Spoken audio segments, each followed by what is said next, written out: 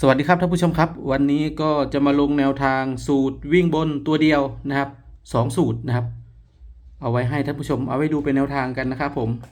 สูตรนี้นะครับก็จะเป็นสูตรใหม่ทั้ง2 สูตรเลยนะครับซึ่งในงวดที่ผ่านมาเนี่ยก็เลือกไม่ถูกนะครับดังนั้นงวดใหม่ก็ต้องมาลุ้นกันว่าสูตรนะครับที่ลงให้จะเข้าหรือเปล่านะครับ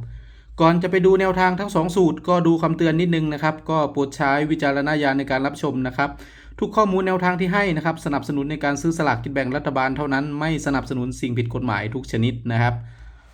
มาดูวิธีการคำนวณสูตรใหม่ทั้ง2 สูตรกันเลยนะครับสูตรนี้จะเป็นสูตรที่เป็นตัวเดียวทั้ง2 สูตรเลยนะครับสถิติก็ถือว่า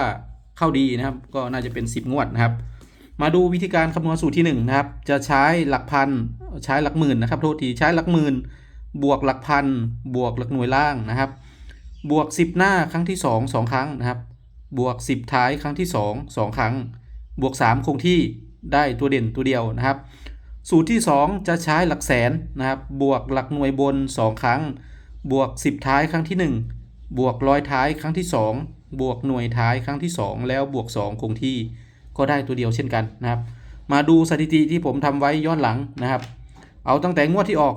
332นะครับ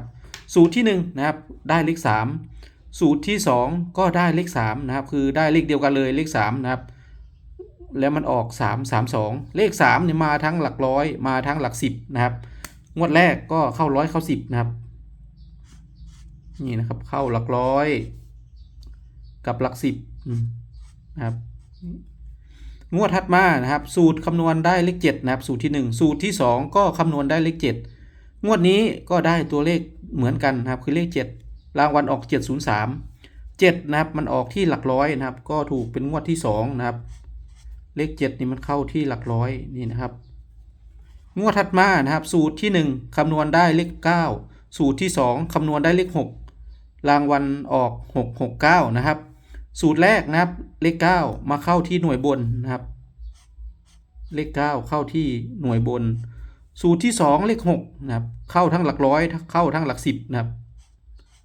เลข6นี่มาทั้งหลักร้อยมาทั้งหลัก10ก็ถือว่าเข้าดีทั้ง2 สูตรนะครับงวดถัดมาสูตรที่1ได้เลข1สูตรที่2ได้เลข6นะครับเลข1นะครับมาเข้าที่หลักร้อยนะครับนี่1อยู่ที่หลักร้อยส่วนเลข6อยู่ที่หลักหน่วยบนนะครับก็มาร้อยมาหน่วยนะครับก็ยังถือว่ายังเข้าอยู่นะครับ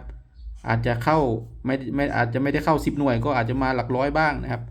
งวดถัดมาทั้ง2 สูตรคำนวณได้เลข6เหมือนกันนะครับ6กับ6รางวัลออก106นะครับเลข6อยู่ที่หลักหน่วยบนนะครับงวดนี้มาหลักหน่วยนะครับตัวเลขเหมือนกันก็เข้าที่หน่วยหมดเลยนะครับงวดถัดมานะครับสูตรที่1ได้เลข7สูตรที่2ได้เลข8รางวัลออก789นะครับเลข7สูตรที่1นะครับเข้าที่หลักร้อยเลข8สูตรที่2เข้าที่หลัก10ก็เข้าร้อยเข้า10นะครับงวดถัดมาสูตรที่1ได้เลข0สูตรที่2ได้เลข8นะครับรางวัลออก805นะครับเลข0นะครับเลข0สูตรที่1เข้าที่หลัก10บนนะครับสูตรที่2เลข8นะครับเข้าที่หลักร้อยนะครับ8มาอยู่ที่ร้อยบนนะครับก็ถือว่ายังเดินดีทั้ง2 สูตรนะครับงวดถัดมาสูตรที่1คำนวณได้เลข3สูตรที่2คำนวณได้เลข0นะครับออก093นะครับเลข3มาเข้าที่หน่วยบนนะครับเลข0มาเข้าที่หลักร้อยนะครับเลข0มาเข้าที่หลักร้อยนะครับงวดถัดมาสูตรที่1ได้เลข6สูตรที่2ได้เลข9นะครับรางวัลออก196นะครับเลข6เข้าที่หลักหน่วย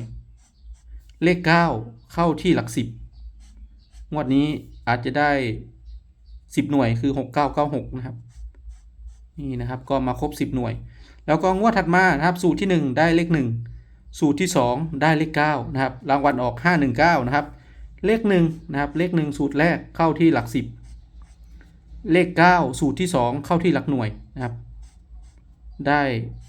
19ตรงๆนะครับนี่10 หน่วย19นะครับงวดถัดมาก็คืองวดล่าสุดที่เพิ่งผ่านไปไม่กี่วันนะครับสูตรที่1ได้เลข1สูตรที่2ได้เลข1ได้เลข1เหมือนกันนะครับแล้วก็รางวัลผลปรากฏว่าออกเลขเบิ้ลนะครับออก411นะครับเลข1นะครับมาทั้ง10 หน่วยก็ถือว่าถูกต้องนะครับมาทั้ง10มาทั้งหน่วย สถิตินะครับผมก็ถือว่าเดินดีนะครับ1 2 3 4 5 6 7 8 9 10 11 งวดที่11ก็ออก11เลยนะครับเราจะมาคำนวณงวดใหม่นะครับคือในงวดวันที่16กุมภาพันธ์นะครับสูตรวิ่งบนตัวเดียวทั้ง2สูตรจะคำนวณได้เลขอะไรเดี๋ยวเรามาคำนวณไปพร้อมกันนะครับ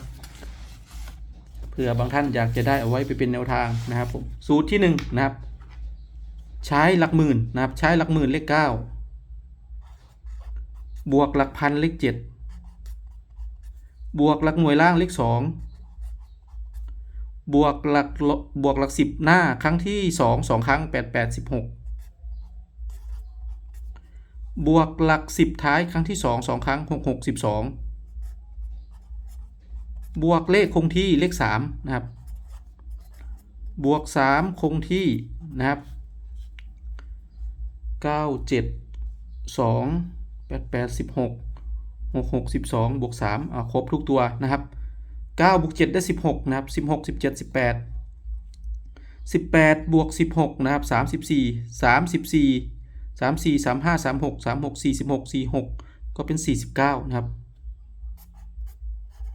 49นะครับได้เลขเด่นเลขเดียวเลข9นะครับจะมาหรือไม่นะเลข9เป็นเลขเด่นตัวเดียวในสูตรที่1นะครับมาดูสูตรที่2นะครับสูตรที่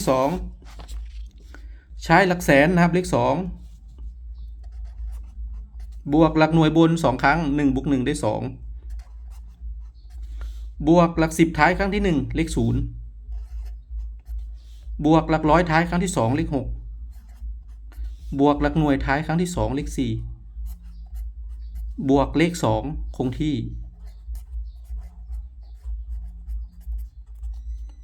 2บวก2ได้4นะครับ4บวก6ได้10 10บวก4ได้14 14 15 16นะครับได้เลข6เป็นตัวเดียวในสูตรที่2เลข6ตัวเลขก็ได้คนละตัวนะครับสูตรแรกได้เลข9สูตรที่2ได้เลข6จะมาหรือไม่ไปรอดูในวันที่16กุมภาพันธ์นะครับเราถึงจะรู้คำตอบว่าสูตรมันจะเข้าหรือมันจะหลุดนะครับถ้าใครชอบ2ตัวนี้ก็ลองนำไปเป็นแนวทางดูนะครับจะมาหลักไหนก็ยังไม่ทราบนะครับต้องรอไปเทียบกันกับสูตรหลักร้อยหลัก10หลักหน่วยอีกทีนะครับแต่ถ้าใครมีสูตรอยู่แล้วก็ลองไปเทียบดูได้เลยนะว่าตรงหลักไหนนะครับเลข9เลข6มันก็ติดอยู่ในสูตรวิ่งบนที่เข้าในงวดที่ผ่านมานะครับรวมสูตรวิ่งบนที่เข้านะครับที่ผมลงให้เมื่อวานนะครับจะมีสูตร89เห็นไหมครับมีสูตร89 9ติดในนี้นะครับแล้วจะมีสูตร56เห็นไหมครับสูตร56 6ก็ติดในนี้แล้วก็มีสูตร67นะ67ก็จะมี6ติดอีก6มันจะมีอยู่2สูตรนะครับดังนั้นถ้าใครชอบเลข6เนี่ยสูตรนี้ได้เลข6ตัวเดียวนะครับหรือใครชอบเลข9ก็เลข9ตัวเดียวตรงนี้ส่วนจะมาหลักไหนก็รอดูในวันที่สลากออกนะครับใครชอบตัวเดียวเนาะก็ลงให้2สูตรอื่นเดี๋ยวจะลงให้อีกทีนะครับสูตรตัวเดียวนี่เดี๋ยวผมดูก่อนว่าจะลงสูตรไหนให้เพราะว่ามีหลายสูตรนะครับที่เป็นตัวเดียวแบบนี้นะครับมันไม่ได้มีแค่2ตัวนี้นะครับดังนั้นผมก็ต้องพยายามวิเคราะห์จากตัวเลขสูตรที่เข้าในงวดที่ผ่านมานะครับถ้าจะลงทุกตัวนี่ยังไงท่านผู้ชมก็งงนะครับเดี๋ยวลงเยอะเกินไปก็เลือกไม่ถูกอีกนะครับดังนั้นผมก็จะคัดเลือกจากสูตรที่มันน่าจะมานะครับมันน่าจะมาแล้วมันก็เข้าในงวดที่ผ่านมานี่แหละนะครับก็ขอบคุณทุกท่านนะครับที่ติดตามรับชมนะครับสูตรคำนวณนะครับก็มีเยอะนะครับผมดังนั้นใครชอบสูตรไหนก็เลือกนำไปใช้งานเอานะครับแนวทางก็ลงให้ทุกวันนะครับลงให้ทุกสูตรนะครับผมแนวทางก็มีตั้งแต่สูตรตัวเลขน้อยจนถึงตัวเลขมากนะครับรับรองมีแต่สูตรเด็ดๆนะครับได้เลือกลงมาให้นะครับมาครบ2ตัวบน2ตัวล่างงวดใหม่นะครับเดี๋ยวทำข้อมูลเสร็จเดี๋ยวจะลงให้นะครับเอาคลิปนี้ก็ฝากไว้แค่นี้แล้วกันนะครับเดี๋ยวค่อยเจอกันในคลิปหน้าอีกทีนะครับจะเป็นสูตรไหนก็อย่าลืมติดตามรับชมนะครับคลิปนี้ฝากไว้แค่นี้นะครับผมสวัสดีครับ